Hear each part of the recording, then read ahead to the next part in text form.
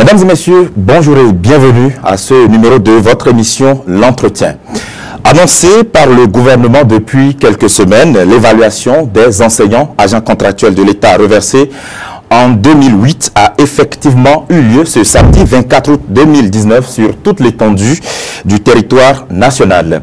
Même si l'atmosphère a été plus ou moins tendue par endroits, cette évaluation s'est globalement déroulée dans les différents centres de composition prévus à cet effet.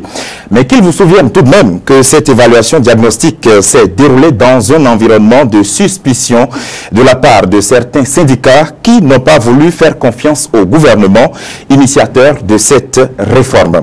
Il s'agit notamment du Front des syndicats de l'éducation, de la Confédération syndicale des travailleurs du Bénin CSTB et même de certains acteurs politiques réunis au sein des forces Cori pour un Bénin émergent. Et face à ceux-ci se trouvaient les 6 autres centrales et confédérations syndicales, des organisations de la société civile, des fondations de quelques particuliers et qui appelaient justement au respect des instructions officielles, sans oublier aussi les médias béninois. Alors, une fois cette évaluation tenue, quelles grandes leçons pouvons-nous en tirer? Voilà la grande préoccupation au cœur de votre émission de ce dimanche. Et pour la décortiquer, je reçois pour vous sur ce plateau un acteur du système éducatif, mais également aussi acteur politique. Sosen Tafou, bonjour. Bonjour, monsieur le journaliste. Merci de bonjour aux téléspectateurs. Voilà, merci de votre présence sur ce plateau. Vous êtes enseignant-chercheur à l'université. Vous êtes aussi membre fondateur du parti Bloc républicain, l'un des partis représentés à l'Assemblée nationale. Merci d'avoir répondu favorablement à notre invitation. Merci à vous aussi de m'avoir invité. Voilà, il faut le rappeler, cette émission est diffusée sur l'ensemble de nos réseaux de diffusion ici à ETélé, mais également sur la radio CFM qui est notre radio partenaire, sans oublier aussi la radio Urban FM à Parakou et aussi l'ensemble du réseau de diffusion du groupe de presse Le Matinal. Une fois encore, merci d'être là. Vous avez suivi un peu cette évaluation qui s'est déroulée ce samedi. La nouvelle était tombée déjà à partir du 7 août dernier, à l'occasion du Conseil des ministres, où le gouvernement a officiellement annoncé la tenue de cette évaluation. Vous avez vu comment ça s'est déroulé. Quelles grandes conclusions vous tirez d'abord à l'issue de cette évaluation? En termes de conclusion, je dirais que je peux dire, on peut parler de satisfaction. On peut parler de satisfaction parce que ça permettra dans le système éducatif de faire l'état des lieux en ce qui concerne ce qu'on appelle les reversés de 2008. Il est clair et il n'est pas superflu de dire que les APE, avant d'être APE, avant d'entrer dans la fonction publique, vous êtes normalement, selon les tests, tenus d'entrer dans la fonction publique sur concours. Oui. Alors, il y a eu 2018 et le gouvernement défunt, 2008, pardon, oui. Le gouvernement défunt a jugé utile de reverser un certain nombre de personnes. Aujourd'hui, lorsqu'on fait le point, on avoisine 18 047, je crois. Oui. 45 ou 47. 45. Et donc, on peut dire que on a donné la possibilité à un moment donné à 18 000 personnes d'exercer un peu comme un APE, quelqu'un dont l'employeur est le gouvernement. Alors, déjà, à la rencontre, je crois le mardi 23 juillet, avec les centrales syndicales, le chef de l'État avait déjà un peu annoncé la chose, et de commun accord avec ces centrales, pour dire il va falloir dans ce secteur-là faire l'état des lieux, savoir qui est qui. Lorsque, je donne un exemple clair, précis, lorsque vous venez avec un diplôme en droit et que on vous classe dans la catégorie de ceux qui doivent enseigner le français, le gouvernement a décidé de savoir est-ce que cette décision-là est juste? Est-ce que permettre à quelqu'un qui a un diplôme en droit d'enseigner le français, est-ce que ça nous assure sur la droite ligne d'une éducation efficace et performante. Alors que les tests n'ont pas prévu cela. Les tests, comme vous le dites, déjà au départ, les tests n'ont pas prévu qu'on puisse prendre des gens, que ce soit peut-être des amis, des enfants de parents et autres, les réunir et subitement décider de les transformer en APE. Ce qui veut dire quoi? Ce qui veut dire qu'au départ, le jeu était déjà biaisé. Les choses ne se sont pas faites de façon correcte, de façon légale. Et donc, du coup, lorsque le chef de l'État, lorsque le président Patrice Talon est arrivé au pouvoir et a décidé de faire en sorte de nettoyer différents secteurs, il n'a pas commencé seulement par le secteur éducatif, qui nous souviennent, secteur pharmaceutique, secteur santé et autres. Et donc, faire en sorte que de faire l'état des lieux au niveau des ACE de 2008 était important pour voir quels sont les différents plannings à mettre en place pour les aider à des renforcements de capacité. Si vous passez votre évaluation avec succès, vous pouvez être aujourd'hui peut-être enseignant de mathématiques et vous revoir l'être de plus belle avec des modules de renforcement de capacité adaptés à votre niveau que vous avez prouvé le jour de l'évaluation. Donc je crois que cela se soit passé le samedi dernier, c'est-à-dire hier, oui. Je me dis, c'est une victoire déjà pour le gouvernement. On n'a pas eu 100% de présence. Oui, c'est vrai, nous allons y venir. Justement. C'est vrai, c'est une victoire pour le secteur éducatif. C'est une victoire pour les parents d'élèves. Et c'est une victoire surtout pour nos enfants, nos frères, à qui on est en train de transmettre le savoir. Ceux à qui on transmet le savoir, nous avons choisi désormais de nous assurer de leurs aptitudes, de leurs connaissances, de leurs compétences intrinsèques pour que la relève puisse être bien assurée et que cette relève soit une relève de qualité. En réalité, lorsqu'on vous suit bien, le fait de penser réformer un peu le système éducatif en évaluant les évaluateurs, puisque ce sont eux qui transmettent à la fois la connaissance et qui évaluent leurs apprenants, cette décision-là n'est pas mauvaise. Ça va permettre d'avoir un système éducatif beaucoup plus performant. Mais justement, cette évaluation s'est déroulée. Est-ce que vous avez eu le sentiment que, vu comment ça s'est passé, avec des taux d'absence peut-être regrettables, on peut vraiment parler de victoire comme vous le dites? Nous ne pouvons parler que de victoire. Comment ça? Pourquoi? Je vais prendre d'abord l'organisation. Oui. L'institution qui a organisé l'évaluation. Oui. C'est l'Office du bac. L'Office du bac, cette année seulement, a organisé le bac sur toute l'étendue du territoire national avec plus de 200 000 candidats. Ici, nous ne parlons que de 18 000.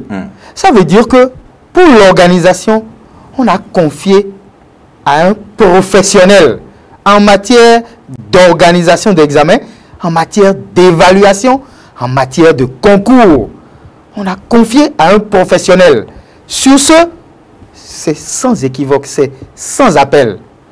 Notre office du bac, nous connaissons sa notoriété, nous connaissons sa rigueur et nous connaissons sa célérité dans l'exécution des tâches qui lui sont confiées et sur le plan national, tout au moins, il n'y a rien à dire dessus. Donc, on a confié à qui il faut, on a confié à qui de droit. Ensuite, oui. Vous avez parlé tout à l'heure, vous avez dit, on veut évaluer les évaluateurs. Mais ce n'est que normal. Je vais vous dire quelque chose qui va vous étonner. Moi, en voyant le président Patrice Talon agir ainsi, je n'ai vu que quelqu'un qui ne met qu'à exécution que ce qu'il avait déjà dans la tête au moment où il était candidat. Je vais sortir une brèche rapide. Oui. Tous ceux qui étaient présents à Béné Marina Hotel en 2016, au moment où le président Patrice Talon était encore candidat en ce qui concerne le secteur éducatif, nous écoutent et vont dire, et vont répéter peut-être exactement comme moi, ce que le candidat Patrice Talon a eu à dire en son temps. On a réuni les enseignants de l'université, on a réuni en tout cas tous les enseignants pratiquement, ceux qui étaient disponibles, et on a réuni les patrons de nos centrales syndicales dans le secteur de l'éducation, puisqu'il fallait parler du Conseil national de l'éducation, oui, qu'il fallait parler du système éducatif béninois. Alors, le candidat Patrice Talon a demandé qu'il lui soit permis qu'il s'amuse à poser des questions à certains parmi nous. Et très rapidement... Vous étiez? J'étais là, j'étais présent. Les images sont là, les audios, les bandes sont là pour l'attester. Oui. Le candidat Patrice Talon a dit, Monsieur le professeur Djokbenou, vos syllabus que vous élaborez pour pouvoir dispenser les cours à vos étudiants, mais qui les contrôle pour dire c'est bien fait? Et que d'un enseignant à un autre, on retrouve les mêmes grandes lignes, les mêmes modules, et que ce ne soit que, bon, compte tenu des aptitudes de chacun à rendre, on ne puisse voir la différence entre celui qui rend bien et celui qui ne rend pas bien. La réponse, je dis aujourd'hui, personne. C'est ce qui était répondu. Les patrons des centrales syndicales qui étaient présents aujourd'hui savent très bien de quoi je suis en train de parler. C'est dire quoi? Qu'avant que le candidat Patrice Talon n'arrive au pouvoir, il avait déjà dans la tête le diagnostic du secteur éducatif. Il avait des approches de solutions qu'il a mis dans son projet de société. Et ensuite, lorsqu'il est arrivé, il a, avec le concours des membres du gouvernement et même des personnalités ressources, des personnes ressources, pardon, il a pu mettre en place son PAG. Et lorsque vous prenez son PAG, il est clair que les réformes au niveau du secteur éducatif n'épargneraient personne. Les réformes dans le secteur éducatif aujourd'hui, il y a quelques jours, vous avez eu la liste de ceux-là qui sont universités ou écoles privées, oui, agréées à exercer, les universités publiques agréées à exécuter, et ceux qui ne sont pas agréés doivent continuer à fournir des dossiers, à faire en sorte d'atteindre des seuils donnés pour être agréés. C'est dire quoi? C'est dire que aucun secteur, dans le secteur éducatif, que ce soit le supérieur, que ce soit l'enseignement secondaire, que ce soit le primaire, tout doit être réformé. Regardez, j'ai un ami que j'estime beaucoup, m'a appelé aujourd'hui. Oui. C'est confidence à confidence. Il m'a appelé et j'ai dit, mais cher ami, qu'est-ce que tu fais là? Toi, tu n'as pas composé, tu as le temps de m'appeler? Il m'a dit, ah non, Fofo, tu ne peux pas me dire ça. Moi, je suis de la promotion Tigan. C'est-à-dire? J'ai dit, mais qu'est-ce que ça veut dire? Il dit que lui est de la promotion 2014 et qu'il est rentré dans la fonction publique par concours, sur concours, et qu'il ne fait pas partie des reversés. Que si on demande à ceux-là qu'on a pris ça et là, qu'on a reversé dans l'enseignement, et ils refusent d'être évalués, que lui se dit qu'ils attendent de leur côté le gouvernement à un carrefour. Je lui ai dit, mais à quel carrefour vous attendez le gouvernement? Il m'a dit, mais Fofo, supposons par exemple, moi, je suis rentré avec une maîtrise. Un reversé est rentré avec une maîtrise. Moi, je suis rentré sur concours. Nous nous retrouvons dans le même établissement ou dans les mêmes collèges. Et pour élire le directeur de l'établissement, on me laisse, moi, qui suis rentré sur concours, avec toutes les prérogatives et autres et tout, oui. Et on prend un reversé, et que c'est le reversé qu'on nomme directeur de l'établissement. Quel sentiment va l'animer? Et je lui ai dit justement, si aujourd'hui, il y a déjà cette classification parmi vous, si aujourd'hui il y a déjà cette disparité parmi vous, il est normal et il est dans l'avantage des reversés de rentrer par ce canal d'évaluation, de suivre tout ce qui a comme plan de remise à niveau ou renforcement de capacité, et ensuite les formations modulaires, trimestrielles ou semestrielles, voire annuelles, pour une remise à niveau totale. Pour ne pas souffrir de légitimité? Pour ne pas, non seulement pour ne pas souffrir de légitimité, mais pour arriver un jour à dire j'ai fait ci, j'ai fait ça, le gouvernement m'a permis de faire ci, et aujourd'hui je suis à tel niveau, et donc au même niveau que toi qui est rentré par concours, et à partir de cet instant je peux prévaloir des mêmes droits, des mêmes avantages que toi. Parce que... C'est ça qui fait que vous avez dit à l'entame de cette émission que c'était une victoire. C'est ça qui justifie la victoire dont vous parlez? Moi, je ne parle pas de victoire d'un camp contre un autre camp. Je parle de victoire du système éducatif. Je parle de victoire de cette fougue, de cette détermination qu'a le gouvernement à faire en sorte que ceux qui prennent en charge nos enfants aient un bon niveau, un niveau irréprochable, et que tout ce qui sera fait, tout ce qui sera comme préparation, élaboration des modules de renforcement de capacité tiennent compte véritablement de ceux à qui cela est destiné. Mais ceux-là à qui c'est destiné, ils n'ont pas tous été présents dans les centres de composition. Certains ont été réfractaires, d'autres se sont présentés aux abords de l'établissement pour voir un peu l'atmosphère, le climat qui y régnait. D'autres ont carrément décidé de ne pas y aller. Comment vous l'expliquez-vous? Non, moi je ne cherche pas à l'expliquer. Moi je tire la conclusion normale. Je tire la conclusion qui devrait normalement être la conclusion évidente pour tout le monde. La conclusion que je tire, c'est quoi? La vie est un choix. Lorsque vous arrivez dans la vie active et que le gouvernement non seulement est allé jusqu'à dire que tous ceux qui vont composer, cela ne voudra pas dire que lorsque vous avez échoué pour les évaluations, que vous avez perdu votre emploi.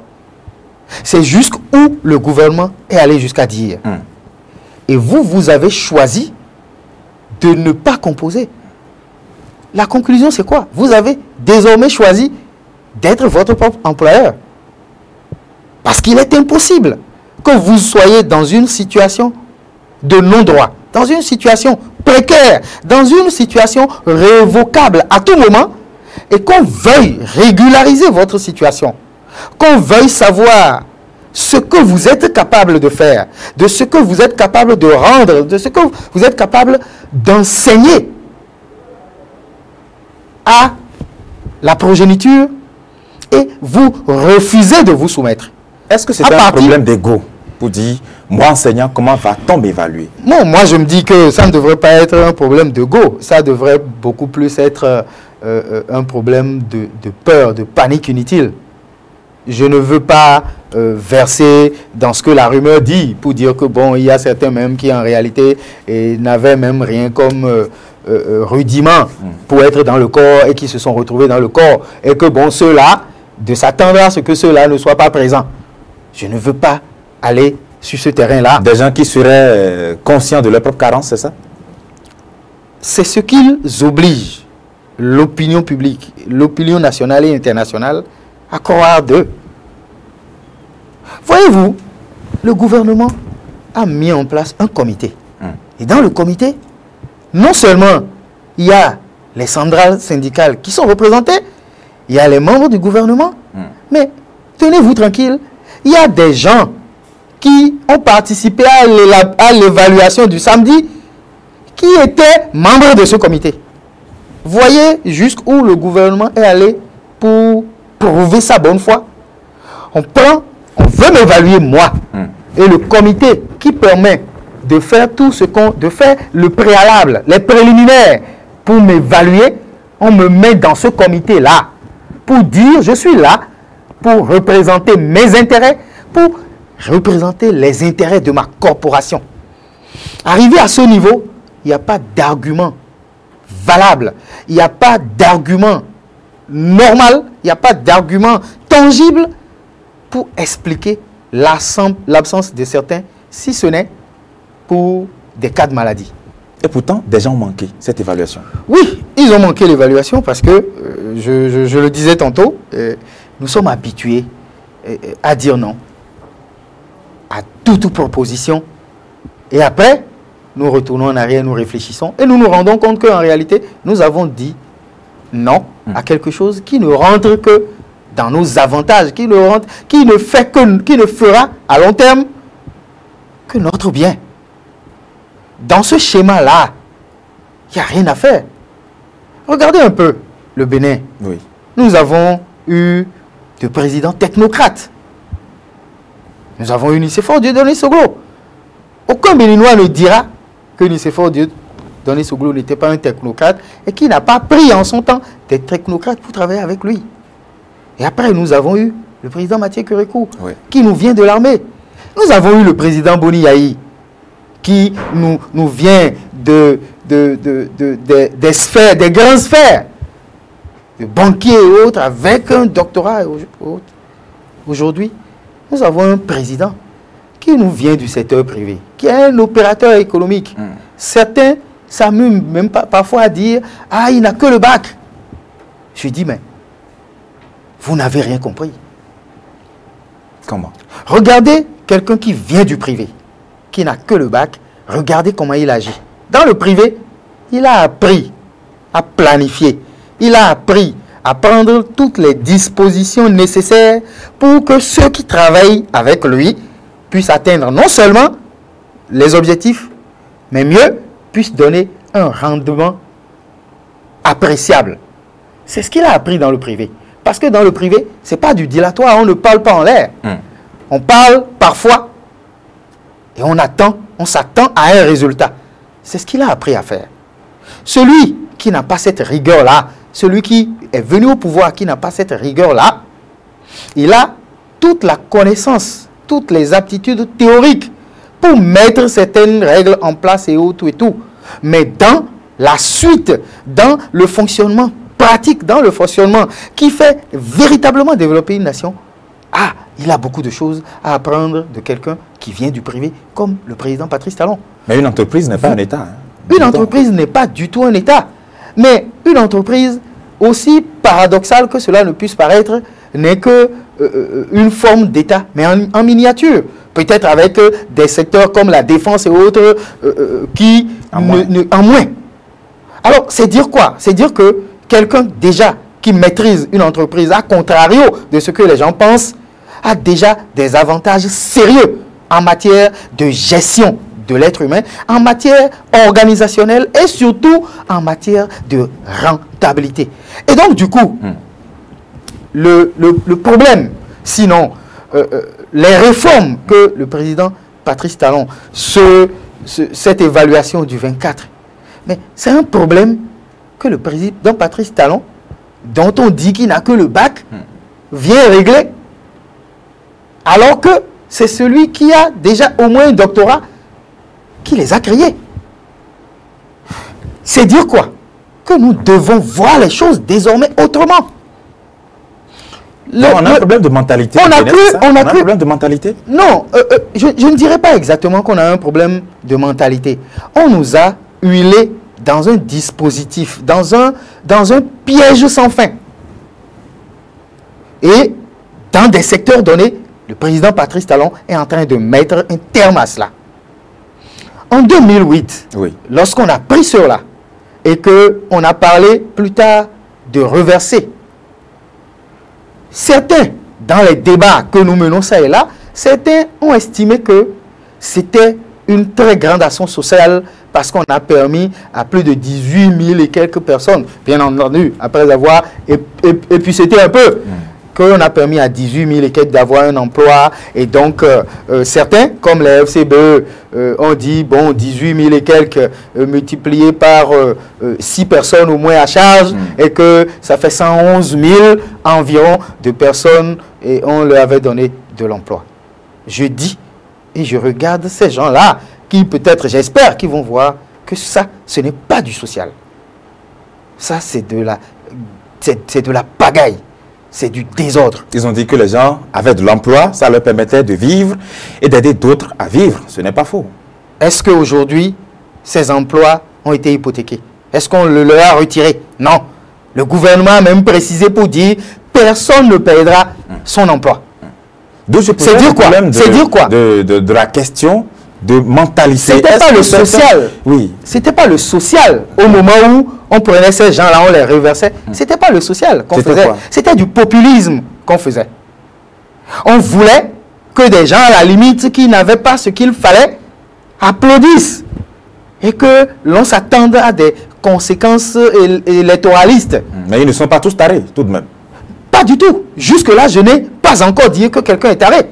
Mais je préfère qu'on mette les gens sur les mêmes piédestals, sur les mêmes points d'égalité, qu'on les mette tels qu'ils sont avec leur niveau, sur les mêmes balances, et qu'on les évalue. Qu'on donne la possibilité à quelqu'un, par exemple, compte tenu de sa position dominante en ce moment-là, oui, de faire venir ses parents d'ailleurs, ça et là, et qu'après, ceux-là deviennent des reversés, et qu'à la limite, revendiquent les mêmes droits que les APE. Nous avons failli quelque part. Nous n'avons pas fait du social. Faire du social, c'est de faire en sorte de bien faire en respectant les règles. Si par exemple nous disons que nous avons du social, alors que ceux-là n'ont pas le rudiment qu'il faut pour assurer la relève de qualité dans notre nation, qu'est-ce que nous aurons fait? Nous aurons, sur la base de populisme, hypothéqué l'avenir de nos enfants, hypothéquer l'avenir du Bénin en lui-même. Et c'est cela que nous devons nous arrêter à un moment donné, corriger, rebattre les cartes, redistribuer et dire à partir de tel moment, nous avons fait l'état des lieux, nous savons X, Y, ce qu'ils sont en train de donner à nos enfants, nous sommes sûrs de la qualité de ce qu'ils font et ce qu'ils ne savent pas encore, nous sommes prêts à proposer des modules et à remédier à la carence pour les renforcements de capacité. C'est ce que le gouvernement a décidé de faire. Et le gouvernement ne peut pas faire autrement. Vous allez voir, sur un autre terrain, ce n'est peut-être pas le secteur de l'éducation, mais une erreur similaire que nous avons eu à commettre, c'est par exemple de prendre des machines agricoles, de venir les déposer et après envoyer des gens chercher les terres que nous avons, les terres arables que nous avons. Ça veut dire quoi? On n'a pas une idée claire sur les terres, on n'a pas une idée claire des caractéristiques des terres pour savoir quelles sont les machines appropriées, mais sur quelle base nous avons acheté les machines. Ce sont ces choses-là que le gouvernement aujourd'hui, le gouvernement du président Patrice Talon, met un point d'honneur à corriger, à rectifier, pour qu'à l'avenir, nous puissions savoir que nous avons un système éducatif aujourd'hui où ceux qui sont là et transmettent le savoir à nos enfants ont le niveau qu'il faut, ont un niveau qu'il faut, ont un niveau approuvé et sont dotés désormais des modules appropriés de façon cyclique pour des renforcements de capacités plus pertinents. Très bien. Mais justement, vous avez tout à l'heure évoqué le point de presse des FCBE qui, ces acteurs politiques-là, qui ont mis l'accent sur le social, le gouvernement du président Boniaï leur avait permis d'avoir de l'emploi. Aussi, on a entendu la CSTB qui a dit que la promesse du gouvernement de ne licencier personne à l'issue de cette évaluation-là n'était pas une promesse juste, que c'était une autre intention, celle de licencier justement ces travailleurs-là. Est-ce que vous avez l'impression que ceux qui ont manqué ont peut-être joué avec du feu, alors que peut-être le gouvernement leur avait donné des garanties de les former, comme vous avez pris le temps de le dire depuis? En fait, voyez-vous, j'ai déjà dit tout à l'heure que la vie est un choix. Si ces agents de l'État, parce qu'aujourd'hui, c'est le nom qu'on peut leur donner. Oui. Parce que leur employeur, c'est l'État. Nous sommes d'accord. Si ces agents-là ont choisi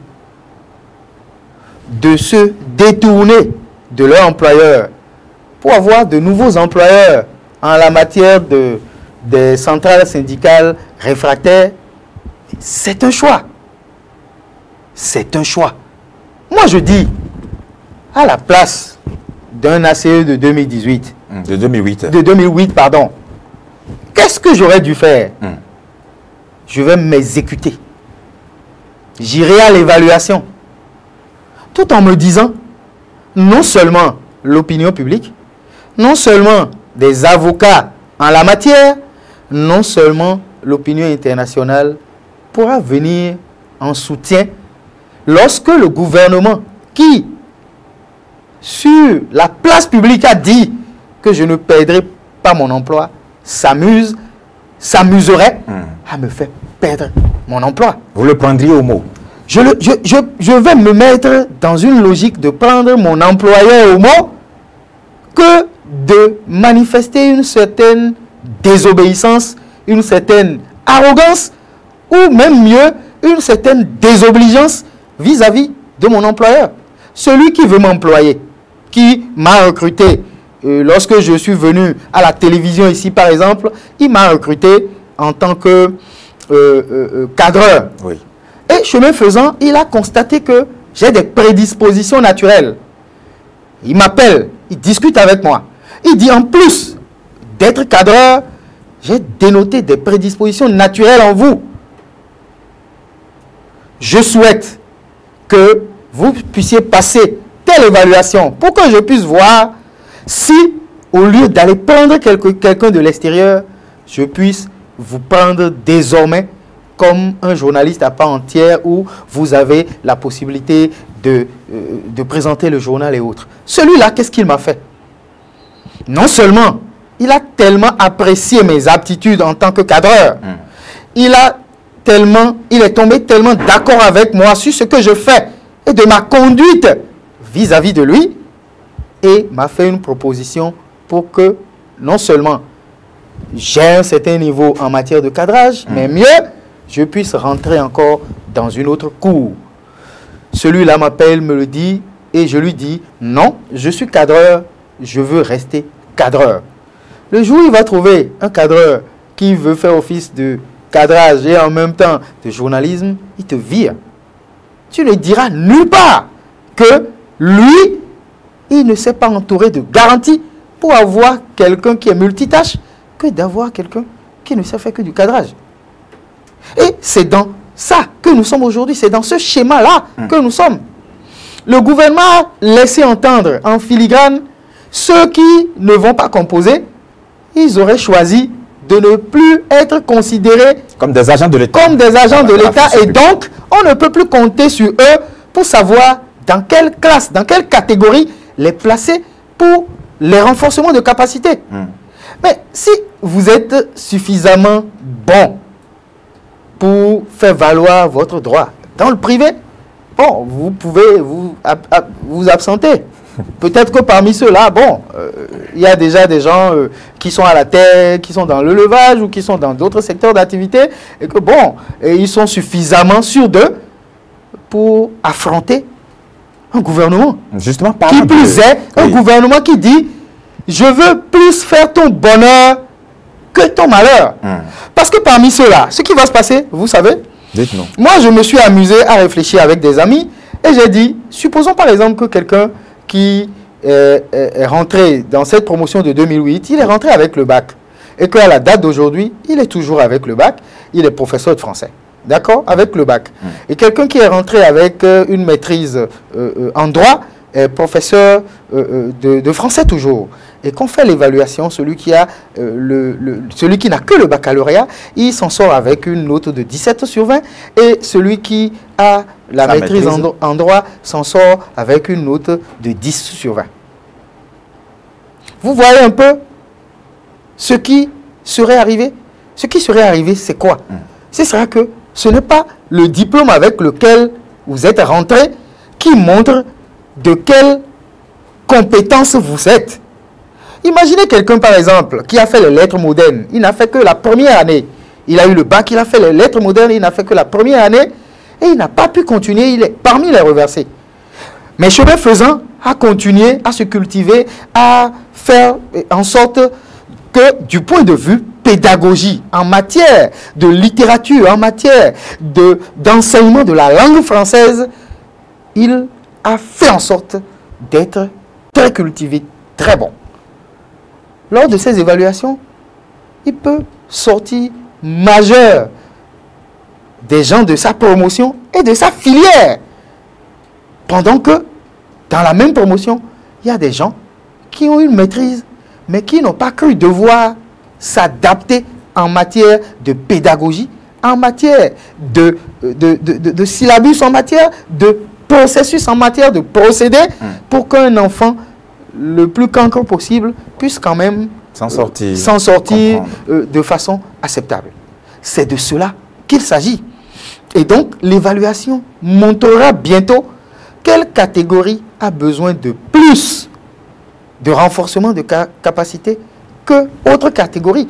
Qu'est-ce que cela permet au gouvernement de faire? Lorsque sur 18 000, vous avez par exemple 3 000 qui ont besoin de renforcement de capacité pendant un an, donc chaque trimestre, un renforcement de capacité pendant un an, ça permet au gouvernement d'avoir l'effectif concerné par ce renforcement de capacité-là.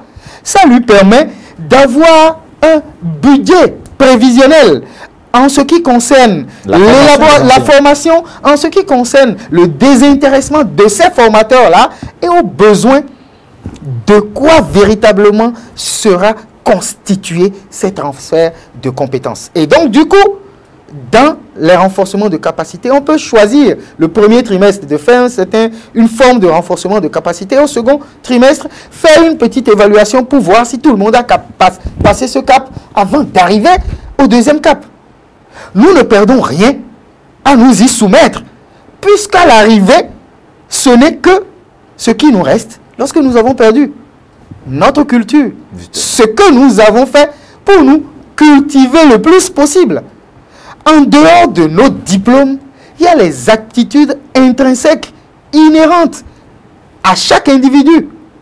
Et compte tenu de cela, ma façon, par exemple, de me réadapter rapidement et de maîtriser un sujet donné ne sera pas la même façon pour quelqu'un qui n'a pas mes aptitudes ou pour quelqu'un qui a des aptitudes plus grandes que les miennes. Nous devons souffrir, rentrer dans cette approche qui est une approche novatrice du gouvernement, du président Patrice Talon, une approche qui met l'enseignant et l'enseigné dans une sorte d'excellence continue. Lorsqu'on vous suit très bien, tout se résume finalement à une seule phrase. Il fallait juste faire confiance au gouvernement. C'est ça? C'est pas il fallait juste faire confiance au gouvernement. À la limite, je dirais, il n'avait pas le choix. Parce que pour quelqu'un comme moi, je dirais, c'est un schéma de Bernoulli.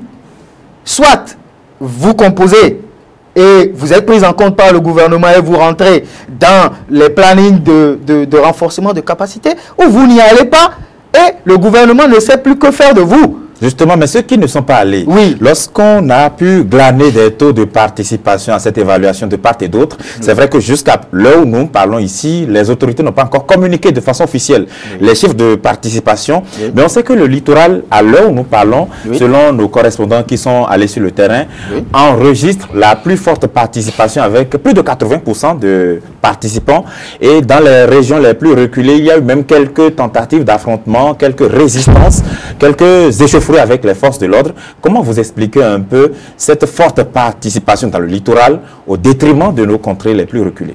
Alors, avant d'arriver ici, ça va vous étonner, et comme c'est une question d'actualité, il fallait non seulement se documenter, mais il fallait discuter avec plusieurs couches pour écouter tout au moins les gens, parce que vous m'avez invité à la télévision, et donc ce que je devrais dire, ou ce que je dirais ici, devrait tenir compte de la réflexion de toutes les tendances ou de toutes les obédiences dans le secteur.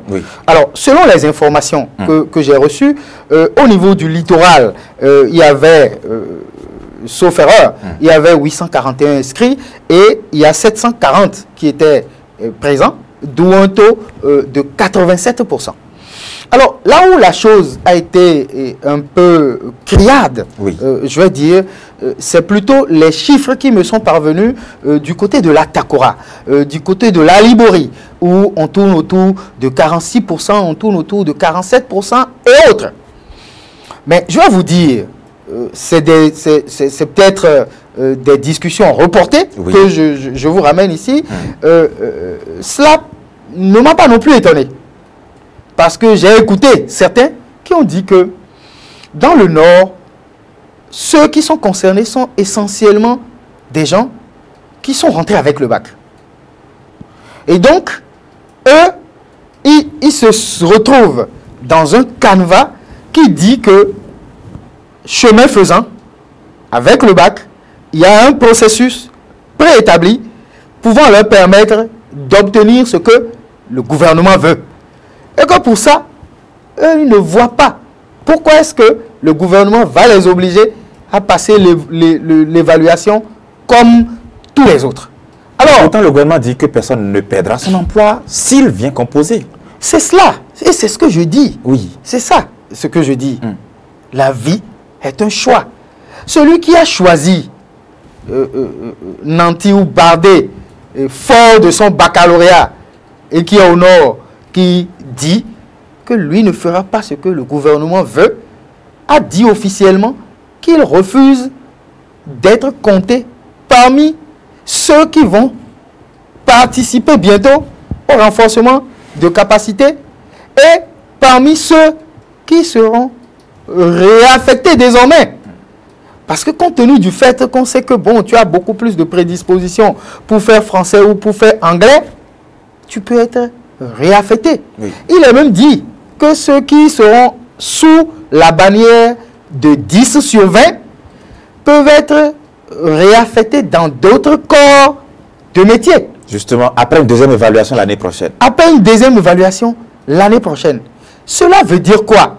Cela veut dire que tout est mis en place pour s'assurer que ceux qui sont choisis, ceux qui sont retenus pour transmettre le savoir à nos enfants sont des gens qui maîtrisent effectivement ce que eux-mêmes ils sont partis pour enseigner. Donc la résistance dans cette partie-là que vous décrivez du Bénin serait juste une question de diplôme, c'est ça? En tout cas, moi selon mes informations, selon ce que j'ai eu dire, selon mes informations, c'est ce que j'ai reçu comme information. Et je suis allé jusqu'à dire à quelqu'un que je connais bien, qui était dans un schéma de ne pas se présenter, je suis allé jusqu'à lui dire, si tu ne vas pas composer, moi, je décide de fermer les yeux sur toi en ce qui concerne l'éducation, parce que je me dis que le gouvernement te fera ta fête. Tu ne perds rien du tout à aller composer. Et donc, du coup, je suis allé jusqu'à lui expliquer les retombées du point de vue investissement, du point de vue utilisation de nos données publiques, en disant, le gouvernement, en organisant l'évaluation du 24, est resté dans un schéma où vous êtes plus de 18 000 et les dispositions ont été prises pour contenir les 18 000 et à confier l'évaluation à un sachant, à un connaisseur, à quelqu'un, à une institution qui a de la maîtrise en matière d'organisation de ces évaluations-là. Alors, comment voulez-vous, vous qui n'avez pas composé, puisqu'ils sont allés jusqu'à parler de qu'il y a encore la session des malades. Oui. Je dis, mais vous estimez convaincre le gouvernement que sur 18 000, vous avez été 8 000 à être malade le 24 août 2019. Ça va être un match. Les pièces justificatives que vous allez trouver pour attester que vous étiez malade, même les médecins qui vont vous les délivrer auront des soucis à se faire si ce ne sont que de faux papiers. Parce que il est hors de question, normalement, dans une république où on utilise les données publiques pour recevoir 18 000 personnes, ils choisissent de rester à la maison. Il est impossible de dire à un examinateur, parce que tous ceux qu'on espérait ne sont pas venus, ce qu'on doit vous payer pour vous désintéresser, on ne peut plus vous payer, on diminue. Qu'est-ce que je veux dire par là? Que l'on soit à un taux de 46% ou 49%, voire 50% dans la Takora ou dans la Liboro ou dans la Donga, ne peut pas modifier le budget prévisionnel pour l'organisation de ces évaluations-là le samedi 24. Et donc, lorsque vous êtes plus nombreux pour la session de remplacement, ça voudra dire que non seulement il y a un budget prévisionnel peut-être pour les malades, vous voulez que le budget qui avait déjà été exécuté pour vous et vous avez refusé, qu'on trouve d'additifs d'ailleurs pour réorganiser les examens pour vous. Non, nous avons quitté l'ère là, il y a longtemps.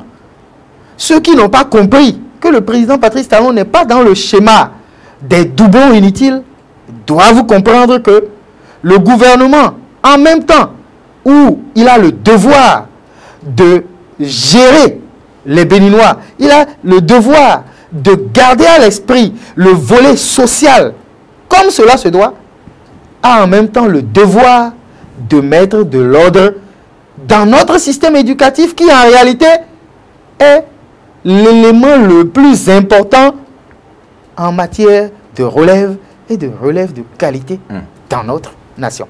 Justement.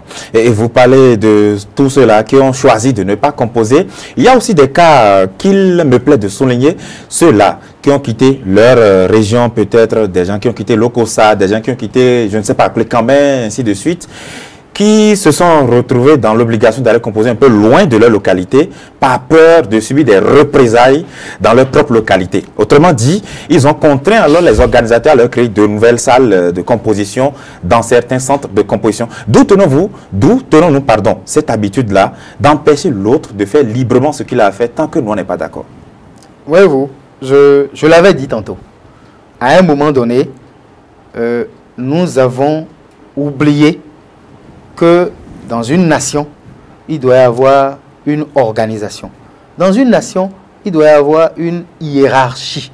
Dans une nation, il doit y avoir des devoirs, il doit y avoir des droits. Oui. Alors, à un moment donné, nous avons donné beaucoup plus de valeur, par des chantages même, je dirais, à la limite, je pèse mes mots. Si vous ne me donnez pas ceci, lors des élections, je ne vais pas voter pour vous.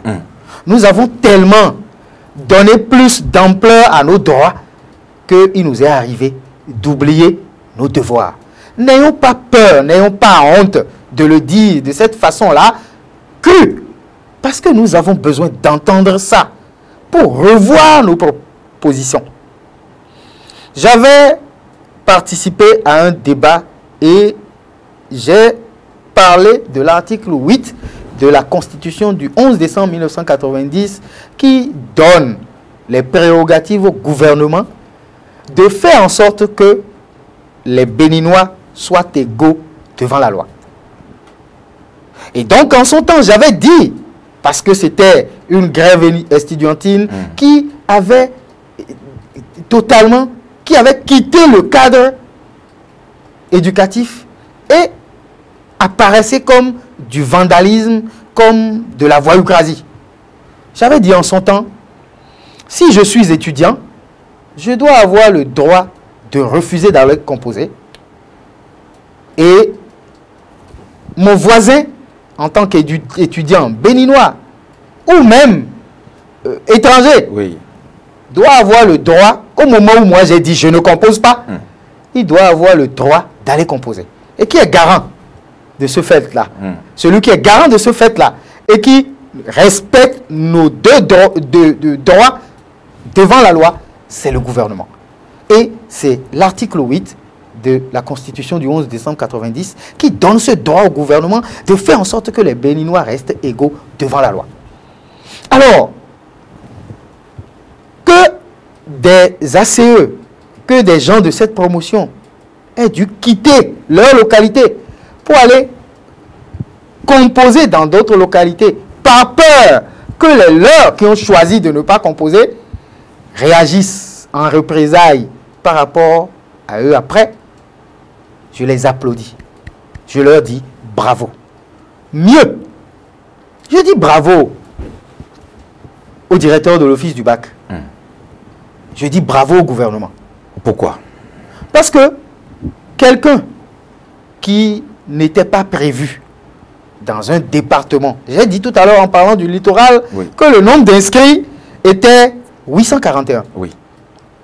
Si nous avons une 80aine de personnes ou une centaine de personnes qui ont été obligées de se déplacer pour se retrouver dans le littoral pour composer, cela voudra dire que on a donc laissé en place les examinateurs qui devaient s'occuper d'eux. On a laissé tout ce qu'il y avait comme matériel didactique et autres pour qu'ils puissent se faire évaluer. Et on a créé d'autres dans le littoral pour pouvoir leur permettre de composer parce qu'ils ont manifesté la volonté, parce qu'ils ont démontré de façon manifeste qu'eux, ils sont dans une logique de respecter ce que le gouvernement dit et donc dans la logique de se faire évaluer et après de pouvoir bénéficier de tout ce qu'il y aura comme moyen de renforcement organisé par l'État. Bravo à l'Office du bac. Pourquoi? Parce qu'ils ont pu, le plus rapidement possible, oui, mettre des salles supplémentaires, mettre des examinateurs supplémentaires, mettre des documents, des papiers, les sujets, tout ce qu'il faut pour que ceux-là qui ont quitté ailleurs puissent avoir la possibilité de composer. Voilà le comportement que nous devons prendre pour exemple dans notre nation. À un moment donné, compte tenu du fait que j'ai eu peur pour ma vie, j'ai quitté ma localité et je me suis retrouvé dans une autre localité. Et malgré cela, le gouvernement m'a permis de me faire évaluer. Ça veut dire que tout le dispositif était suffisamment bien huilé pour que tout le monde puisse composer dans les conditions les plus extraordinaires, dans les conditions les plus correctes. Je dis à ceux-là qui ont fait cela, bravo. Et ça m'étonnerait que quelqu'un qui a quitté son département pour venir composer dans un autre département n'ait pas 10 sur 20. Parce que c'est de mental qu'on parle. Celui qui est dans le mental de quitter son département pour ne pas être empêché et d'aller composer dans un autre département, c'est quelqu'un qui est déjà à coup sûr prêt à donner le meilleur de lui-même pour avoir au minimum 10 sur 20. Et je dis, voilà les exemples que nous devons suivre. Voilà le comportement que nous devons avoir pour permettre à notre nation d'avoir une relève bien formée, donc une relève de qualité, afin qu'à long terme, que nous ayons véritablement un Bénin développé, un Bénin prospère et un Bénin qui reprend son blason de quartier latin de l'Afrique. Il y a aussi ceux-là qui ont, à chaque fois que le gouvernement prend une décision, qui décident à chaque fois que le gouvernement prend des décisions, d'aller contre, peut-être même s'il y a des forces de l'ordre qui sont affectées pour assurer la sécurité des lieux, on les provoque généralement. Il y a des gens qui, au lieu peut-être de rester tranquillement à la maison, de boycotter de façon pacifique, lancent des pierres, affrontent les forces de l'ordre. Ça commence à devenir récurrent. Il y a eu des blessés ce samedi. Comment vous expliquez ce goût-là de plus en plus à la violence? Non, en fait, moi je dirais même que ce goût à la violence est en train de s'estomper. Ce goût est en train de s'estomper parce que dans un passé récent, ces examens, ces évaluations-là n'auraient peut-être pas pu avoir lieu. Oui.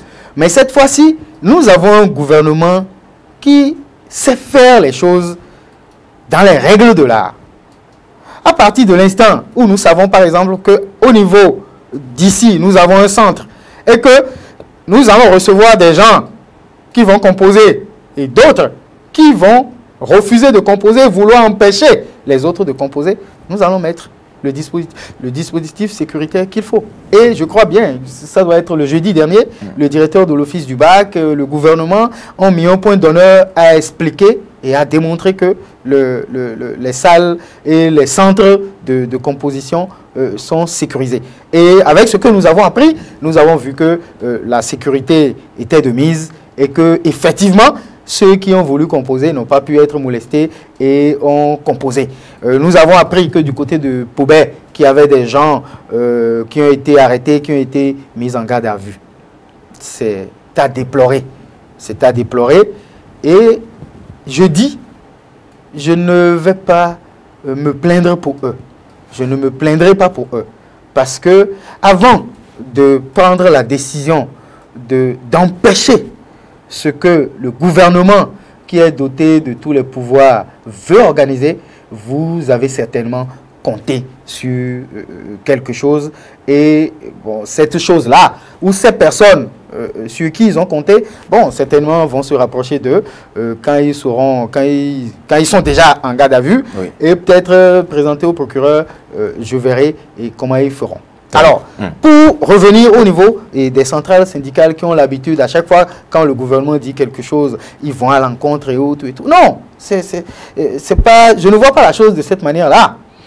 Je dirais peut-être, je dirais plutôt que ces centrales, à des moments donnés, font semblant. Vous savez pourquoi je dis que ces centrales-là font semblant? Dites-nous, parce que ça peut être interprété dans tous les sens. Hein. Oui, ça peut être interprété dans tous les sens. Je suis responsable de ce que je dis et je vais vous dire pourquoi je le dis. Oui, dites-nous. Très curieux de le savoir. Alors, ces centrales, lorsque je prends la CGTB, oui. Est-ce que vous avez appris que parce que le gouvernement a fait des réformes et que chaque 2 ans, les APE ne sont plus dans les tracasseries de fournir les dossiers et monter en grade et autres. Est-ce que vous avez appris que quand le gouvernement a fait ces réformes-là et permet aux gens aujourd'hui de passer chaque 2 ans, ou en tout cas, lorsque vous respectez les critères et autres, qu'on vous prenne en compte automatiquement et que en réalité, vous commencez déjà à bénéficier de vos avantages, de votre nouveau grade. Est-ce que vous avez vu ces syndicats se lever, dire non, jamais? Pourquoi on veut nous faciliter la tâche? Pourquoi on veut nous donner plus de primes? Pourquoi on veut nous donner plus d'argent? Non, ils ne l'ont pas dit. Alors, c'est dire quoi? C'est dire que lorsque ça les arrange, ils s'arrangent pour se taire. Parce que je préfère des syndicats qui disent « Ah, le gouvernement, quand il est venu, voilà ce qu'il nous a fait. Dans le passé, nous ne l'avons pas eu. Faisons-lui confiance. Aidons-le à avancer et aidons-le à nous aider. » Je préfère ces centrales-là. C'est en ça que la CSA, la COSI et autres, avec 4 autres centrales, ont demandé à ces reversés-là d'aller composer. C'est dire quoi? C'est dire que soit vous acceptez que le gouvernement est votre employeur, ou vous acceptez que c'est la centrale syndicale qui est votre employeur, et au moment de la paye, vous voyez la centrale syndicale. Nous devons apprendre à nous discipliner.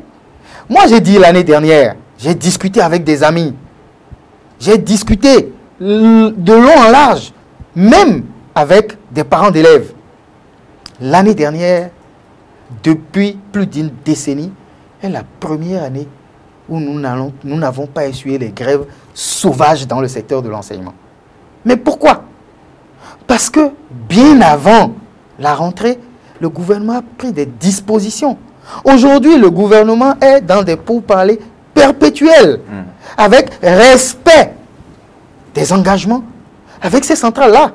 Et donc un gouvernement qui a pu faire en sorte que nous ayons l'année dernière sans grève pratiquement, avec les résultats que nous avons obtenus, où une béninoise de 16 ans a eu plus de 18 de moyenne au baccalauréat série C, je dis, nous sommes sur la bonne voie. Très bien. Mais il y a aussi ceux-là qui résistent par des façons parfois anecdotiques et insolites. Vous voyez parfois ces images extraordinaires qui circulent où on dépose des gris-gris, des fétiches à la porte de certains collèges ou de certaines salles dans des centres de composition. Est-ce que vous avez l'impression qu'on est en train de profaner nos traditions, nos richesses traditionnelles endogènes, plutôt que de les garder dans les temples et d'en faire vraiment des richesses sacrées? Souvent, je vais peut-être vous étonner. Quand je vois un peu, j'ai vu les portes d'Atiémé et j'ai vu des branchages ou des trucs, des rameaux qui symbolisent la mort dans la tradition. Oui, qui symbolisent la mort, et on a scellé des portes. Je vais vous dire, ceux qui sont les gardiens de notre tradition, ce n'est pas comme ça qu'ils utilisent notre tradition.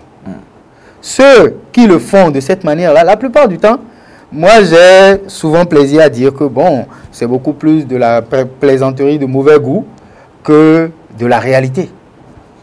Parce que... Et ce n'est pas pour la première fois, hein. Vous vous souvenez, dans les événements des 1er et 2 mai aussi, on a aussi vu les mêmes images. Bien sûr, on a vu ces images-là, et ces images-là ne font peur qu'à ceux qui y croient. Ce n'est pas que nous disons ici que dans notre tradition, nous n'avons pas des choses vraies, des choses parfois peut-être même trop fortes par rapport à notre niveau aujourd'hui de mondialisation. Alors, moi je dis, lorsqu'on met à la porte, c'est pour qui? C'est pour les enseignants, c'est pour les élèves, pour qui on le met? Si c'est pour les enseignants, oui, dans ces localités-là, je parie que ce sont des enseignants qui viennent aussi d'une localité donnée. Et je ne vois pas la localité dans laquelle au Bénin, il n'y a pas cette tradition-là. Et donc, croire que ça peut continuer à faire peur, moi je me dis que c'est de l'illusion. Maintenant, si c'est fait à dessein et que ça peut aussi prendre les apprenants, les élèves, mais les parents d'élèves sont là. C'est les gardiens de notre tradition. C'est les plus forts en la matière. Je dis, c'est beaucoup plus de la plaisanterie de mauvais goût que quelque chose d'autre pour faire peur à quelqu'un. Moi, en ce qui me concerne, oui, c'est un événement. Non, c'est un non-événement. Très bien. Sur cette fond, on continue ces échanges-là en ce dimanche avec la même question. Si vous étiez à la place du gouvernement et que vous avez fini maintenant d'organiser cette évaluation avec ce taux de boycott peut-être inférieur à la moyenne, on verra après, qu'est-ce que vous feriez alors que vous avez déjà dévoilé votre agenda, hein? Je vais promouvoir les meilleurs, c'est ce que le gouvernement a dit. Tous ceux qui seront en dessous de la moyenne seront renforcés, garderont leur emploi, leur salaire, leurs avantages. Et on va leur faire subir une deuxième évaluation dans un an. Tous ceux qui, à l'issue de cette deuxième évaluation, n'auront toujours pas la moyenne, seront reconvertis. Mais entre-temps, pour cette première évaluation, tous ceux qui ne composeraient pas auraient choisi délibérément de sortir de la fonction publique. Si vous étiez à la place de Patrice Talon, chef de l'exécutif, avec tous ceux-là qui ont quand même décidé de ne pas composer, que feriez-vous? La suite? La suite, c'est la suite logique. La suite logique, c'est quoi? L'agenda, que l'on veuille ou non, l'agenda sera respecté. Pourquoi je dis que l'agenda sera respecté? Oui, dites-moi. Pourquoi voulez-vous? Parce que vous avez dit, si je suis à la place du chef de l'État. Oui. Pourquoi moi, Patrice Talon? Parce que quelqu'un a choisi de rester à la maison et de ne pas participer à l'évaluation. Non seulement je tiens compte de lui parce qu'il a désobéi, mais mieux, je fais en sorte que celui qui est major de la promotion à qui j'ai prévu de l'avancement et autres, oui, je ne le fais pas sous prétexte que l'autre n'a pas composé. Non, je ne peux pas le faire. Je me dis, le gouvernement ne peut pas se dédire. À partir de l'instant où quelqu'un a choisi de rester à la maison, ce qui est réservé pour ceux qui sont restés à la maison, il va en jouir. Et ce qui est réservé pour les meilleurs, ils vont en jouir. C'est comme cela que fonctionne une république. Vous savez la république où tout est politique, où on dit, si jamais je ne fais pas ci, ils ne vont pas voter, ils ne vont pas faire ceci, ils ne vont pas faire cela, cette république n'est plus une république qui convient au peuple béninois. Cette république ne convient plus aux Béninois. Autrement, vous savez ce qui aurait pu se passer? Ce qui aurait pu se passer, c'est que le président Patrice Talon ne soit pas élu, ne se serait pas élu. C'est ça, justement. Et donc, malgré tout le populisme qu'on a vu avec le président Boni Yayi, malgré les plus de 18 000 reversés de cette façon-là, où on disait que c'était du social, malgré tout ça, le dauphin du président Boni Yayi n'aurait pas pu échouer. Mais ils étaient au pouvoir. Ils avaient le pouvoir en main. Le président Patrice Talon a gagné les élections. Et donc, il a gagné les élections parce que le peuple béninois mûr a dit, ce que nous voulons, c'est pas qu'on continue à nous donner du poisson. Nous voulons qu'on nous apprenne à pêcher du poisson. C'est cela ce que nous devons comprendre dans l'élection du président Patrice Talon. Autrement, nous serions passés à côté de ce que veut véritablement le Béninois. Ce que disent les FCBE, ce que disent certains partis politiques de l'opposition, moi je dis, ils sont responsables de ce qu'ils disent. Parce que c'est eux qui ont obligé le gouvernement actuel à hériter de cette situation-là. C'est eux, dans leur quête de populisme, à faire en sorte que les règles ne soient pas respectées. Et donc, lorsque tu crées un problème que je suis en train de régler et que tu trouves la possibilité de me critiquer ou au besoin d'inviter les gens à ne pas aller composer, j'estime que ces gens-là se retourneront vers toi bientôt pour dire « Tu nous as donné des conseils, nous t'avons suivi, mais à l'arrivée, et tu n'as rien pu faire par rapport à la décision du gouvernement. » Et c'est ce qui est à retenir. C'est ce que nous devons retenir. Si vous voulez organiser un vox populi, comme on le dit, et demander aux parents d'élèves quel est leur avis sur cette question d'évaluation des reversés de 2008, demandez leur avis sur cette question de l'année dernière où nous n'avons pas eu des grèves de 4 mois, voire 5 mois au cours de l'année, et les résultats que nous avons pu obtenir. Lorsque vous allez faire ça, vous allez voir qu'en réalité, les acteurs réels qui se préoccupent de la relève de demain, ceux-là qui s'occupent véritablement, qui se soucient du système éducatif, c'est en premier les parents d'élèves. Et après, le gouvernement qui vient en renfort, qui organise, qui montre la voie à suivre et qui fait respecter les engagements à tous les acteurs qui composent le système éducatif. Oui, mais le respect de ces engagements-là, est-ce que, tel que vous le dites, la suite maintenant, est-ce que vous ne pressentez pas aussi une période tendue à l'horizon? Parce que justement, tel dans la réforme du système partisan, où le chef de l'État dit, vous, acteurs politiques, allez vous entendre à l'Assemblée nationale. Absence de consensus, on l'a constaté, mais pourtant on a crié après à l'exclusion. Est-ce que, pour avoir choisi de ne pas composer, on ne reviendra pas encore à la charge pour dire « Ah, on nous a viré, le gouvernement nous a licencié de façon abusive ». Est-ce qu'on ne dira pas ça? Nous ne pourrons pas empêcher des gens d'utiliser des vocabulaires. Non, c'est impossible. Parce que nous n'avons pas encore les chiffres exacts. C'est pour ça que je ne m'aventurerai pas à dire ici que si nous avons 70% sur les 18 000 qui ont composé et que nous gardons à l'esprit qu'il pourrait avoir des malades que l'on va repêcher après, je dis, supposons que nous sommes 100 et nous sommes 70 qu'on a retenus parce que nous avons composé à 80% et nous sommes 20% à ne pas composer et qu'après, à 20%, nous commençons à crier. Vous croyez que vous pourrez crier suffisamment plus fort que les 80 qui ont été retenus? Non, vous ne pourrez pas. Vous ne pourrez pas. Il ne faudrait pas. Parce qu'une couche a envie de faire du chantage pour des intérêts partisans, pour des intérêts égoïstes, il ne faudrait pas que dans notre République, nous ayons peur à faire appliquer la loi. Que nous ayons peur... Pas le gouvernement de tous les noms. Non, traiter le gouvernement de tous les noms, je vais vous dire quelque chose qui va vous étonner. Oui. Traiter le gouvernement de tous les noms ne veut pas dire aujourd'hui que les institutions de la République ne fonctionnent pas. Les institutions de la République fonctionnent. Et ceux qui avaient pris l'habitude, qui avaient décidé en réalité de boycotter, de ne pas respecter des tests qu'ils ont eux-mêmes votés, je dis ceux-là aujourd'hui se retrouvent là où ils sont. Et mieux, le processus continue. C'est dire quoi? C'est dire qu'à un moment donné, nous allons arriver à un niveau où 80 à 90% des Béninois acceptent de respecter les tests. Et donc, se considèrent comme des Béninois à part entière, et 10% auraient refusé de ne pas respecter les tests, et ce sera des Béninois entièrement à part. Ce n'est que ça. N'ayons pas peur de ça.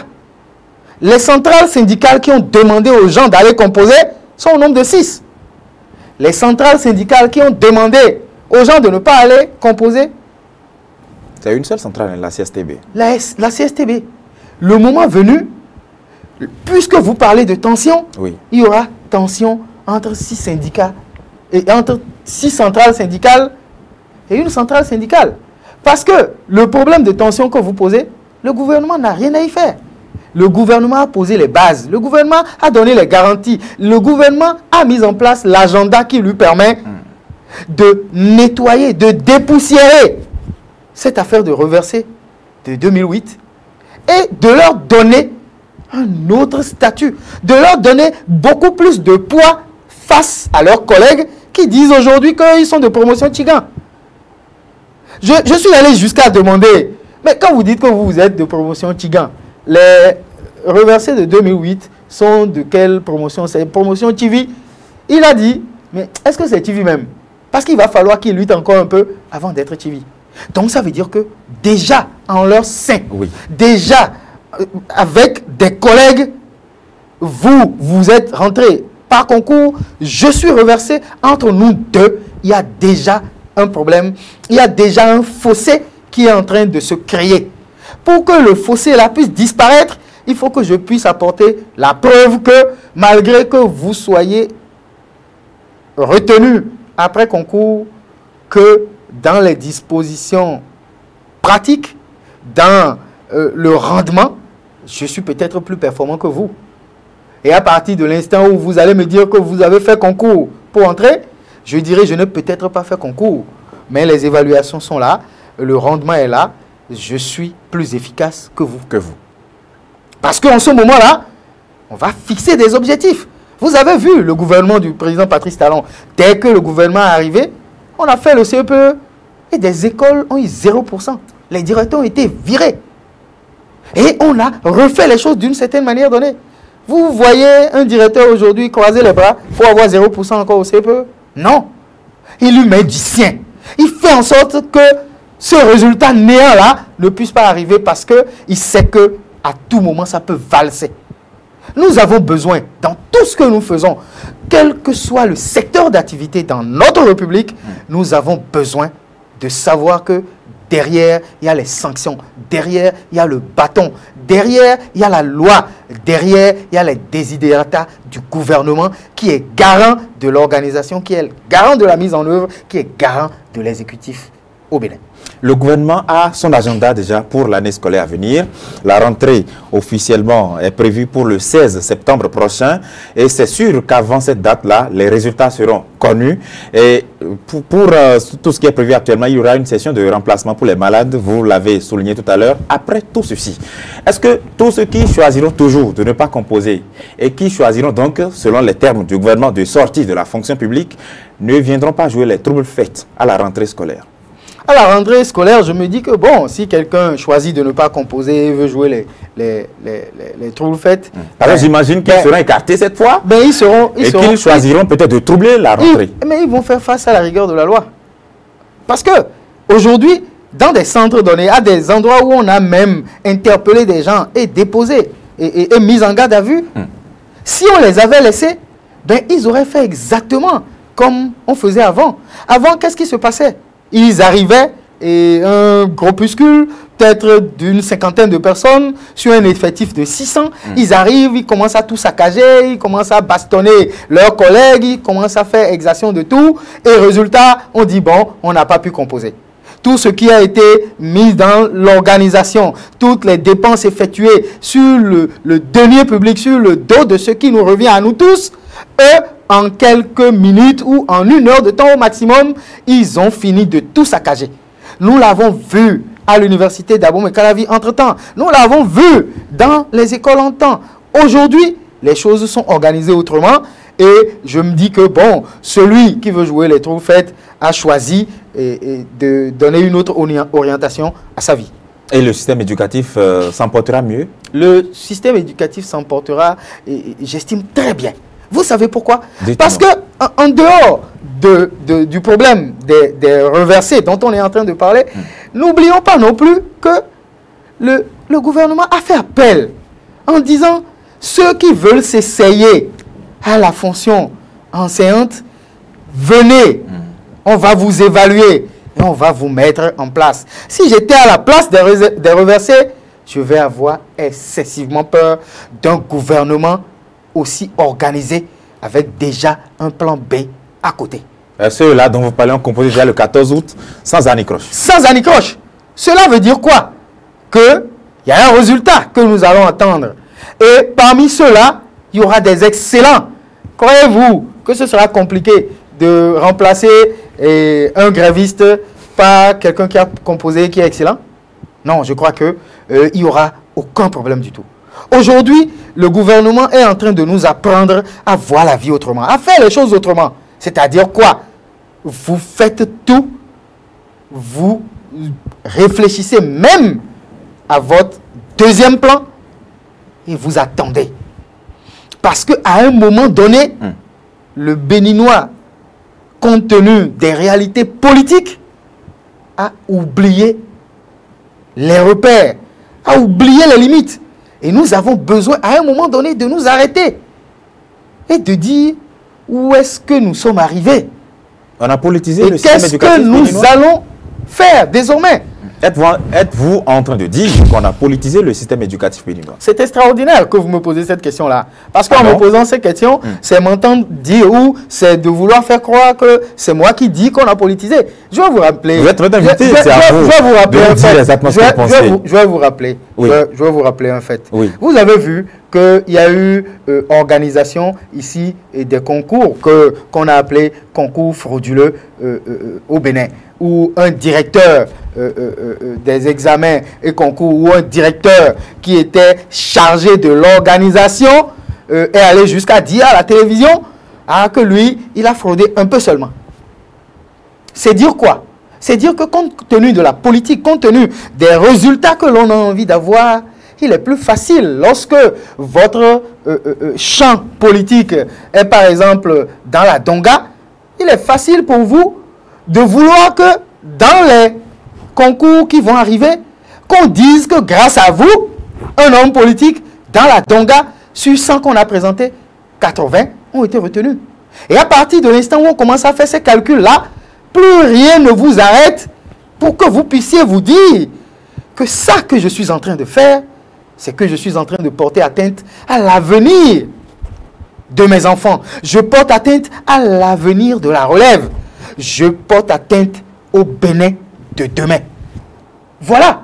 Et donc, du coup, à partir de l'instant où on peut prendre ses parents lors de ces concours-là, où on peut prendre ses parents d'où on veut, et qu'on peut les reverser sans qu'il n'y ait rien du tout parce qu'on est fort, comprenez que ce n'est pas forcément à moi ici de dire sur le plateau que le système éducatif ou même l'administration béninoise a été fortement politisée. Avec cet exemple, croyez-moi, les téléspectateurs ont compris. Mais justement, nous avons peut-être des problèmes de confiance vis-à-vis de nos autorités, peut-être en tant que citoyens, en tant qu'hommes politiques, en tant que syndicalistes. Comment faire pour que lorsque les autorités prennent des décisions du genre, puisque si ça tourne bien, c'est que très prochainement, il y aura aussi de nouvelles évaluations, peut-être pour les aspirants au métier d'enseignement, chaque fois avec les réformes dans les autres secteurs. Comment faire pour que les États à venir, les exécutifs qui vont se succéder, puissent vraiment être compris de leurs administrés? Je vais vous étonner. Pour que ce que vous demandez puisse arriver, oui, tout commence par le système éducatif. Je vais vous étonner. Ah. Oui, tout commence par le système éducatif. Parce que nous devons apprendre à dire les choses telles qu'elles sont. Vous allez, je prends l'exemple d'un forum. Oui. Vous êtes sur un forum et vous êtes sur un forum à des niveaux d'études différents, à des degrés d'aptitude, de compétences et d'expérience différents. Et il n'est pas rare de lire, par exemple, un étudiant ou peut-être comment je vais dire, un chômeur, pourquoi pas, qui opine sur des questions relevant de l'actualité nationale, qui relevant à la limite de la gestion au sein du gouvernement, et qui opine, critique, et va jusqu'à dire à celui-là qui a une vingtaine d'expériences peut-être à son poste et au gouvernement, et qui a travaillé tout le temps depuis 2016 jusqu'à aujourd'hui, lui, il opine pendant 2 jours et il croit avoir la science infuse. Et dès que ce que lui il est en train de dire, ce n'est pas ce que le gouvernement a fait, on est suspicieux. On est suspicieux. Souvent, en fond, on dit, excusez-moi le thème,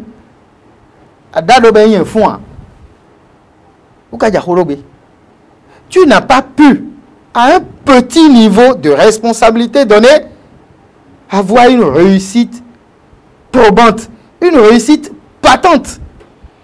Mais c'est toi qui veux dire au chef de l'État, qui a quitté le privé, qui est reconnu de façon nationale et internationale comme quelqu'un de très bon dans son secteur d'activité, c'est-à-dire le coton.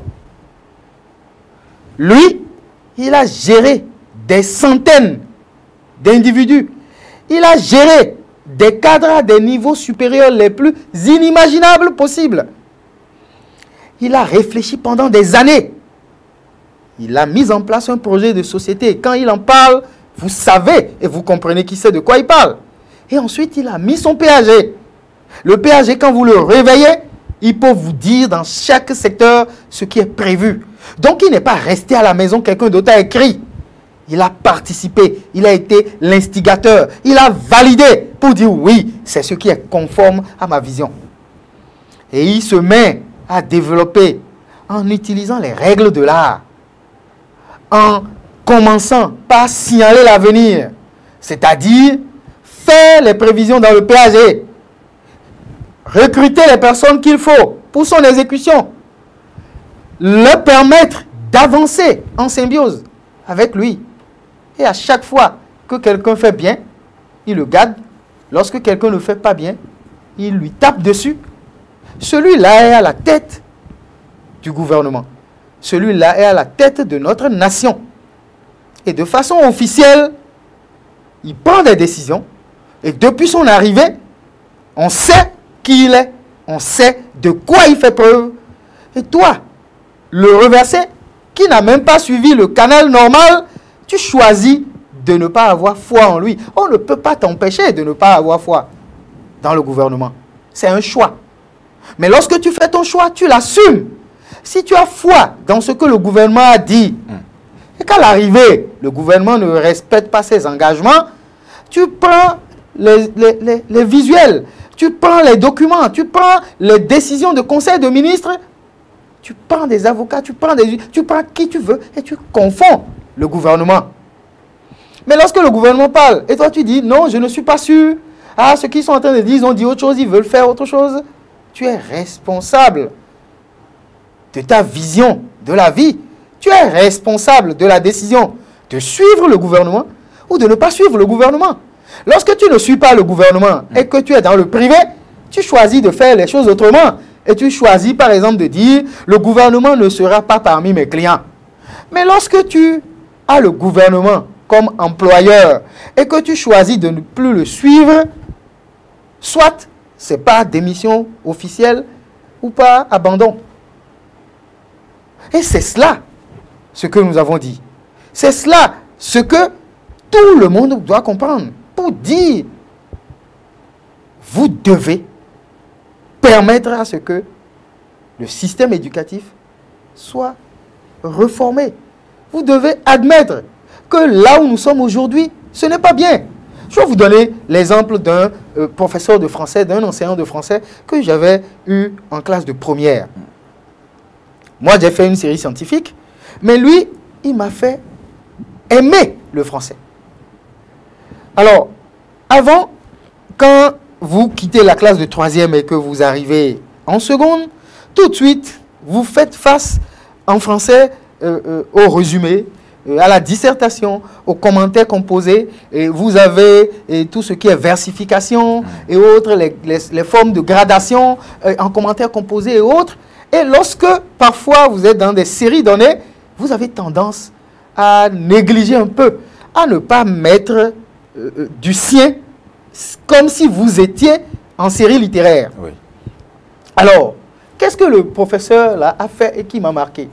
Il vient. Et quand il vient, il lit un paragraphe. Je dis bien un paragraphe. Et il vous met en difficulté en disant, trouvez-moi 2 phrases qui résument ce paragraphe-là, mais dans la phrase, je veux sujet, verbe, complément. Et quand vous allez finir de trouver les deux phrases, il vous dit, après vous allez utiliser les connecteurs logiques. Mais où est donc or, ni, car? Oui. Vous allez utiliser les connecteurs logiques pour assembler les deux phrases et vous aurez dit en deux phrases plus un connecteur logique ce que le paragraphe de 6 phrases ou de 10 phrases a eu à dire. À l'arrivée, lorsque vous voulez faire contraction de test avec lui et que vous avez un test à résumer et que vous devez respecter ce qu'il vous a dit, vous n'êtes pas sûr de passer à côté du résumé. Parfois, vous avez presque la totalité des points ou lorsqu'un enseignant vous retire un point, bon, c'est peut-être pas mesure conservatoire. Et donc lui, moi principalement, il m'a marqué. Et quand je parle de la classe de première, c'est pas une affaire de maintenant. C'est bien l'enfant, c'est bien avant la conférence des forces vives de la nation. Et donc du coup, ce professeur m'a marqué. Et ce qu'il m'a appris en peut-être 1985, je suis en train d'en parler aujourd'hui en 2019 comme si c'était hier. Pourquoi? Parce que ça m'a percé. Il a fait en sorte que, en peu de mots, je puisse savoir quelle attitude avoir devant une contraction de test. Et donc, lorsque vous maîtrisez ça, votre capacité rédactionnelle n'est plus à l'épreuve de la médiocrité. Justement. Et donc, c'est pour avoir des enseignants de ce type-là. C'est pour avoir des enseignants de ce type-là qu'aujourd'hui, nous sommes obligés de savoir d'où est-ce que nous partons. Qu'est-ce que nous avons fait jusque-là? Est-ce que nous sommes sur la bonne voie? Si nous sommes sur la bonne voie, c'est bien, nous continuons. Mais si nous ne sommes pas sur la bonne voie, nous allons apporter des mesures correctives sous forme de modules de formation, de modules de renforcement de capacité pour permettre à nos enseignants, à ceux qui prennent nos enfants à bas âge, de leur montrer le rudiment qu'il faut pour être parmi la relève de qualité de demain. Sur cette fond, dans 2 minutes, nous avons fini cette émission et je m'en vais vous poser la toute dernière question. Il se pose aussi une question fondamentale. Nous ne savons pas ceux qui vont diriger le Bénin demain, peut-être même à partir de 2021 déjà. Que faut-il faire pour que les gouvernements qui vont se succéder puissent capitaliser ces mesures qu'on est en train de prendre aujourd'hui pour ne pas venir les détricoter demain?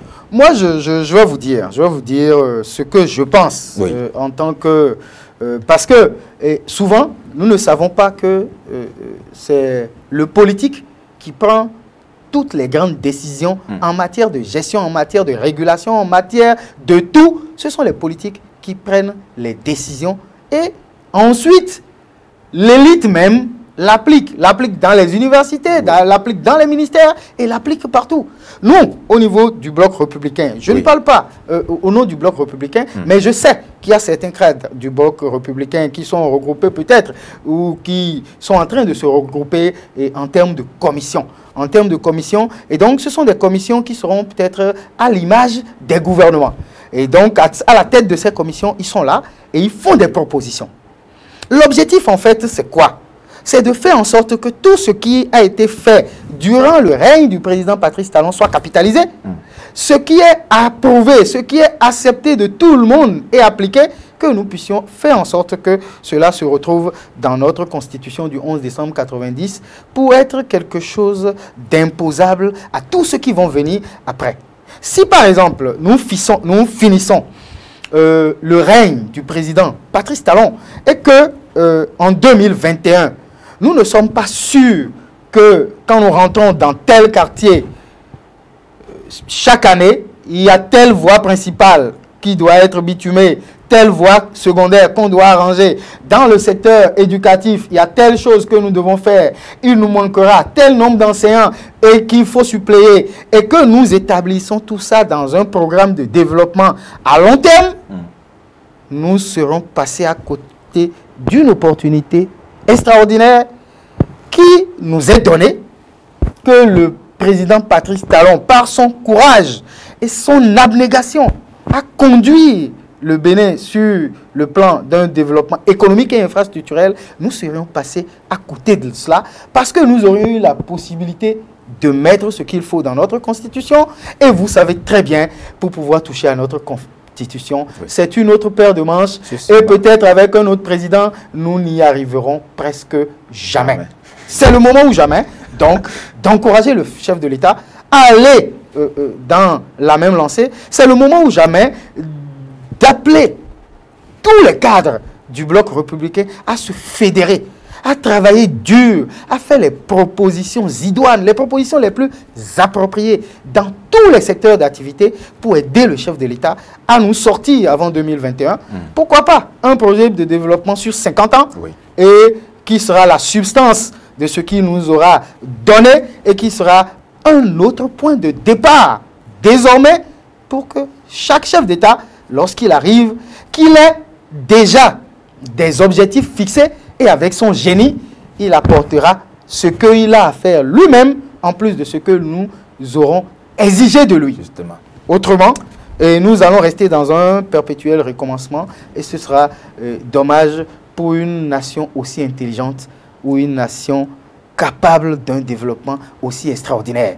Que ça dit. Je vais peut-être finir en 10 secondes. En 10 secondes, en disant, si vous voyez le sérieux qu'il y a eu dans la fédération de football, dans l'organisation, les préparations des écureuils et autres, et que vous voyez notre résultat, parce que j'étais en Égypte, si vous voyez notre résultat, vous allez voir qu'en réalité, pour que le Bénin puisse arriver à se révéler à lui-même et au monde entier, ce n'est pas quelque chose d'extraordinaire. Il suffit que nous rentrions dans les rangs et que nous choisissons d'être ensemble, que nous nous donnions la main pour que le Bénin puisse être un Bénin prospère, un Bénin quartier latin de l'Afrique. Merci infiniment à vous, Sostène Tofun. Vous êtes enseignant-chercheur à l'université. Merci infiniment d'être venu. Vous êtes aussi un membre fondateur du parti Bloc Républicain.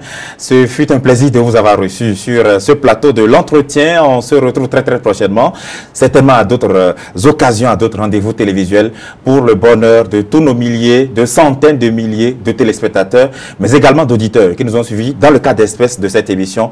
Je vous souhaite un bon retour, un bon dimanche chez vous. Merci, pareil à vous et j'espère que très bientôt, vous pourrez m'inviter à d'autres émissions où j'aurai peut-être des contradicteurs. Cela me permettra de dire beaucoup de choses que je n'arrive pas à dire quand ceux dont je veux parler ne sont pas présents. Merci infiniment à vous, Sostène Tofun, d'être venu donc nous éclairer de votre position sur cette question de l'évaluation des enseignants agents contractuels de l'État. Une évaluation qui a eu lieu ce samedi 24 août 2019. C'est ici que s'achève cette émission hebdomadaire, l'entretien. Merci de l'avoir suivi. Bon dimanche à vous et à dimanche prochain.